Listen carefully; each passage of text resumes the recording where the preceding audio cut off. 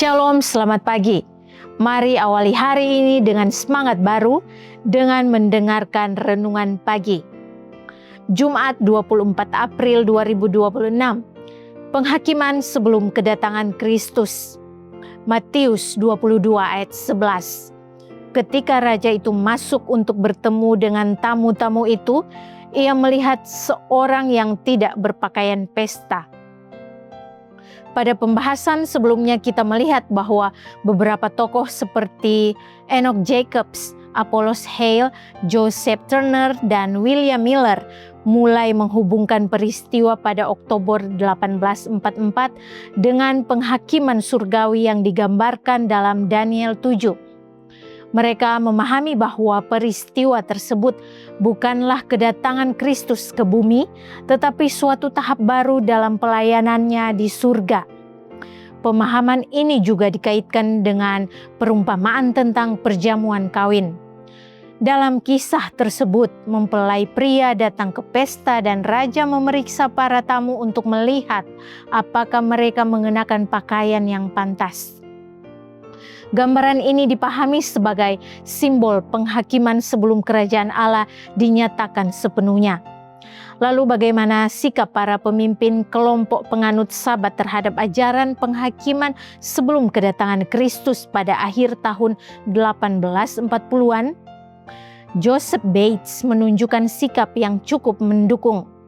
Dalam tulisannya tahun 1847, ia menyatakan bahwa ketika saat penghakiman tiba, Allah akan bertindak sesuai dengan tata cara keadilannya untuk memutuskan perkara setiap orang benar, agar nama mereka dicatat dalam kitab kehidupan anak domba dan mereka dipersiapkan untuk perubahan dari kefanaan menuju keabadian. Pada akhir 1848, ia juga menyatakan bahwa orang-orang kudus yang telah meninggal sedang berada dalam proses penghakiman. Kemungkinan besar, Bates adalah pemimpin penganut Sabat pertama yang secara jelas mengajarkan penghakiman sebelum kedatangan Yesus kedua kali. Pada 5 Januari 1849, Ellen White juga menyatakan persetujuannya terhadap pandangan tersebut.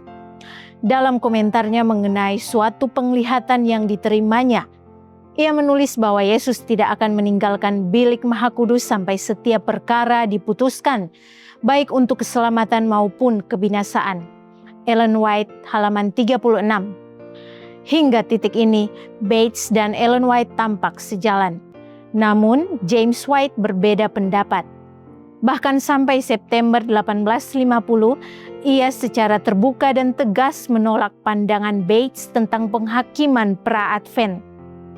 Ia menulis bahwa banyak orang menjadi bingung oleh pandangan yang saling bertentangan mengenai penghakiman yang telah dipublikasikan. Ia juga menyatakan bahwa ada yang beranggapan hari penghakiman terjadi sebelum kedatangan Kristus yang kedua, dan menurutnya pandangan tersebut tidak didasarkan pada firman Tuhan. Dalam perjalanan memahami firman Tuhan, perbedaan pendapat bisa saja terjadi. Namun yang paling penting adalah tetap menjaga kasih, saling menghargai, dan bersama-sama mencari kebenaran yang berasal dari Tuhan.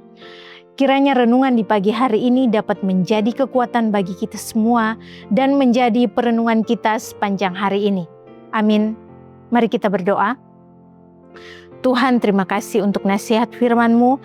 Saat ini kami siap untuk melakukan aktivitas kami. Kami percaya Engkau selalu pimpin kami, berkat Tuhan menjadi bagian kami selalu. Dalam nama Yesus. Amin.